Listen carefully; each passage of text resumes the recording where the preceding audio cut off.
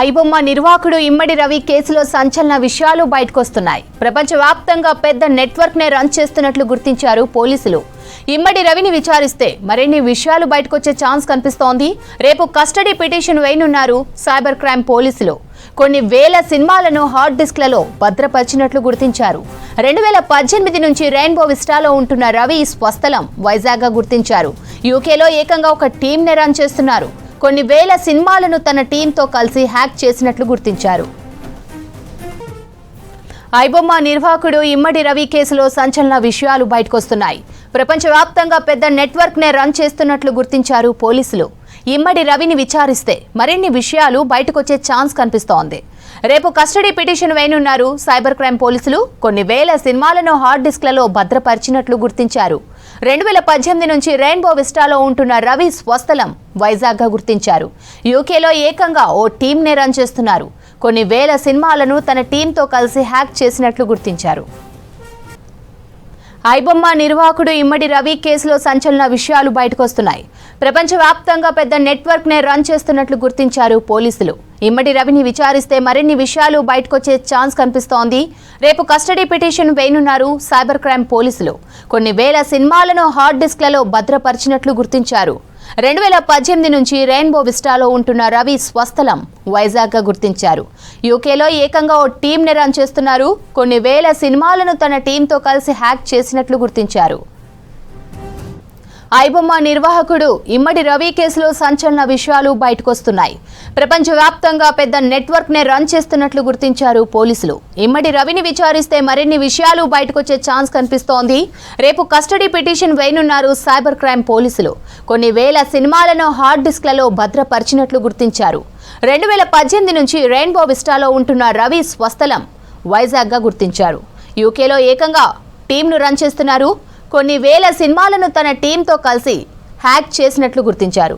ఇక దీనికి సంబంధించిన పూర్తి సమాచారం రాంప్రసాద్ అందిస్తారు. రాంప్రసాద్, ఇమ్మడి రవికి ప్రపంచవ్యాప్తంగా నెట్వర్క్ ఉన్నట్లు తెలుస్తోంది. అప్డేట్స్ ఏంటి? మనం చూస్తే దేశవ్యాప్తంగా కూడా సినీ ఇండస్ట్రీని సంక్షోభానికి గురి చేసినటువంటి ఐబొమ్మ ఫౌండర్ ఇమ్మడి రవిని అయితే ఎట్టకేలకు పోలీసులు పట్టుకోవడం జరిగింది. మనం చూస్తే తెలుగు రాష్ట్రాలతో పాటు భారతదేశంలో ఉన్నటువంటి అన్ని రకాల సినిమాలన్నింటినీ కూడా ఇటు హ్యాక్ చేయడంతో పాటు దానికి సంబంధించినటువంటి ఫిల్మ్స్ను ఏదైతే ఉంటుందో వాటన్నిటిని షూట్ చేయడం, అప్లోడ్ చేయడం, ఇలాంటి వ్యవహారాలన్నీ వేలాది సినిమాలను ఇటు ఇమ్మడి రవి అయితే తన ఐబొమ్మ సైట్ ద్వారా అయితే ప్రజలకు అందించడం జరిగింది. సో ఈ క్రమంలోనే ఇటీవల మనం చూస్తే ఆగస్టు 30వ తేదీన తెలంగాణ ఫిలిం ఛాంబర్కి సంబంధించినటువంటి యాంటీ పైరసీ సెల్ హెడ్గా ఉన్నటువంటి ఎర్ర మహేంద్ర ఇచ్చినటువంటి ఫిర్యాదుతో అయితే ఇటు హైదరాబాద్ సైబర్ క్రైమ్ పోలీసులు కేసు నమోదు చేయడం జరిగింది. కేసు నమోదు చేసిన అనంతరం అయితే దర్యాప్తు చేసిన క్రమంలో ఇమ్మడి రవికి సంబంధించినటువంటి చాలా విషయాలను కూడా ఇటు సైబర్ క్రైమ్ పోలీసులు చాకచక్యంగా తెలుసుకోవడంతో పాటు తనను నిన్న ఇటు పోలీసులు అయితే హైదరాబాద్లోని కూకట్పల్లిలో ఉన్నటువంటి రెయిన్బో విస్టా నివాసంలో అదుపులోకి తీసుకోవడం జరిగింది. సిసిఎస్ పోలీసులు గత 4 నెలలుగా చేసినటువంటి యొక్క ఆపరేషన్ను మనం గమనిస్తే ఇమ్మడి రవికి సంబంధించినటువంటి ఎన్నో సంచలన విషయాలు కూడా ఈ యొక్క దర్యాప్తులో వెలుగులోకి వచ్చాయని చెప్పవచ్చు. ఎందుకంటే ఇటు తెలుగు సినిమాలతో పాటు హాలీవుడ్, టాలీవుడ్ అనేటువంటి తేడా లేకుండా దేశంలో ఉన్నటువంటి అన్ని భాషలకు సంబంధించినటువంటి వేలాది సినిమాలను కూడా ఇటు ఐబొమ్మతో పాటు అదేవిధంగా తనకు అనుబంధంగా ఉన్నటువంటి బొప్పం టీవీ ఏదైతే ఉందో బొప్పం టీవీకి సంబంధించినటువంటి వాటిలో అప్లోడ్ చేయడంతో పాటు ఇటు సినీ ఇండస్ట్రీకి మనం చూడవచ్చు. ఇటీవల గత కొద్ది సంవత్సరాల్లో జరిగినటువంటి సినిమాలకు సంబంధించినటువంటి నష్టాలను మనం గమనిస్తే ఒకే సినిమాలో 3,500 కోట్ల రూపాయల నష్టం కూడా సంభవించినట్లయితే ఇటు సినీ వర్గాలు చెప్తున్న క్రమంలో పోలీసులు ఈ కేసును చాలా సీరియస్గా తీసుకోవడం జరిగింది. ఇటు ఇమ్మడి రవికి సంబంధించినటువంటి అన్ని లింక్స్ను కూడా ఇటు వెతకడంతో పాటు తనను రెడ్ హ్యాండెడ్గా పట్టుకున్నటువంటి పరిస్థితిని అయితే మనం చూస్తున్నాం. వైజాగ్ చెందినటువంటి ఇమ్మడి రవి గత కొద్ది సంవత్సరాలుగా హైదరాబాద్లో నివాసం ఉంటున్నాడు. తొలుత తన జీవనాన్ని సాఫ్ట్వేర్ ఉద్యోగిగా ప్రారంభించినటువంటి ఇమ్మడి రవి అయితే తదుపరి 2 కంపెనీలకు కూడా సీఈఓగా కూడా వ్యవహరించడం జరిగింది.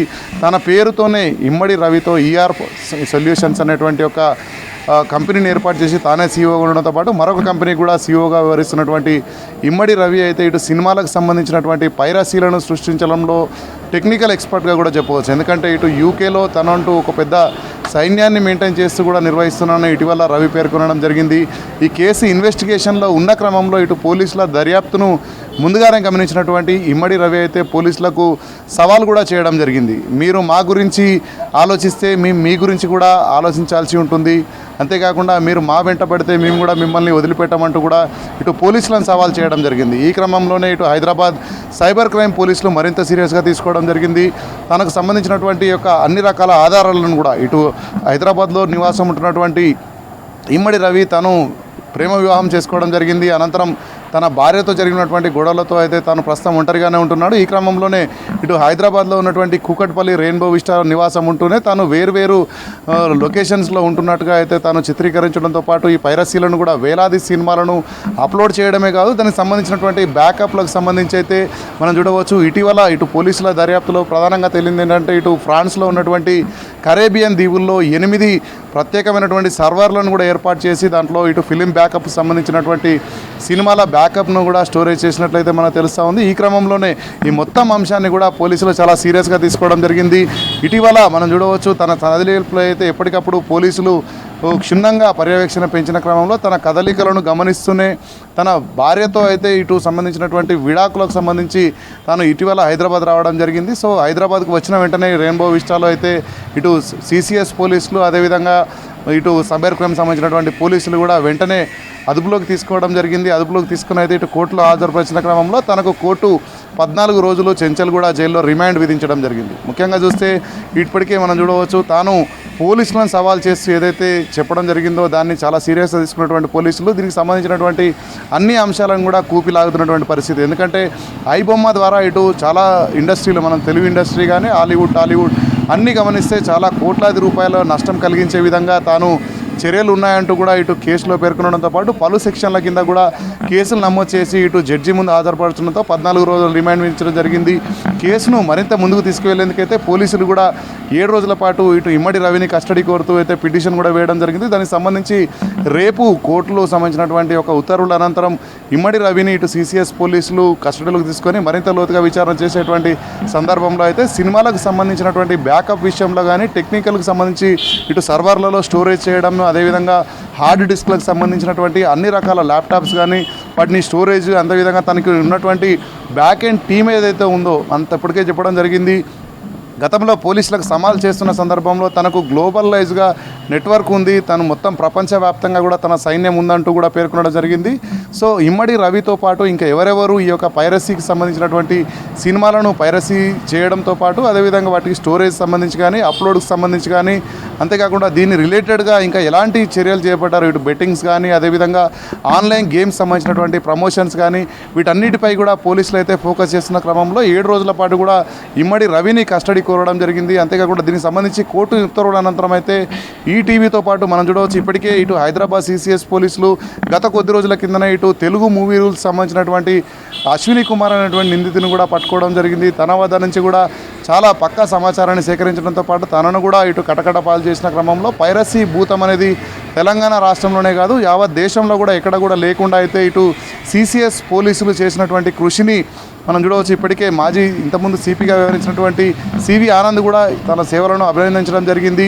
సిసిఎస్ పోలీసులు గత 4 నెలలుగా సమిష్టి కృషితో అయితే ఇటు ఈ యొక్క ఇమ్మడి రవిని పట్టుకోవడంతో పాటు అంతేకాకుండా ఇప్పటికే ఐబొమ్మను కూడా క్లోజ్ చేయడం జరిగింది. దానికి సంబంధించినటువంటి పిక్చరైజేషన్ కానీ అదేవిధంగా దాంట్లో ఉన్నటువంటి డాటాను మొత్తం కూడా క్లోజ్ చేయడంతో అయితే ఐబొమ్మ ప్రస్తుతం నిలిచిపోయిన క్రమంలో తనపై తదుపరి చట్టపరమైనటువంటి చర్యలు తీసుకునే విధంగా అయితే వారికి ఎంకరేజ్మెంట్ చేస్తూ కూడా సివి ఆనంద్ వారిని అభినందించడం జరిగింది. సో మొత్తంగా చూస్తే ఈ కేసుకు సంబంధించి వారం రోజుల కస్టడీ పిటిషన్పై రేపు కోర్టు అయితే తుది నిర్ణయం ప్రకటించిన అనంతరం అయితే ఇమ్మడి రవి ద్వారా మరికొన్ని ఏదైతే ఇటు బప్పం టీవీ కానీ అదేవిధంగా ఐబొమ్మతో పాటు ఇంకా ఏమైనా సైట్స్ ఉన్నాయా దానికి ఇంటర్లింక్గా ఉన్నటువంటి యాప్స్ కానీ గేమింగ్ యాప్స్ కానీ వీటన్నిటిపై కూడా పోలీసులు దృష్టి సారించేటువంటి పరిస్థితి అయితే ఉంది. శ్రావంతి.